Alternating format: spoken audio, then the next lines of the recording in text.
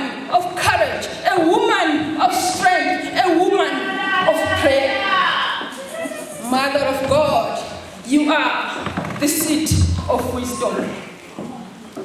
Pray for us, our dear mother, on our behalf, plead with your son Jesus.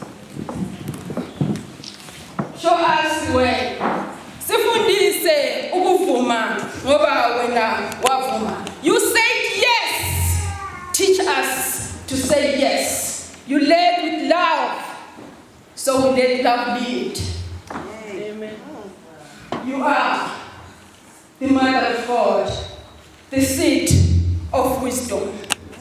We pray for the gift of humility, wisdom, respect, and forgiveness. Let your beauty shine upon us forever.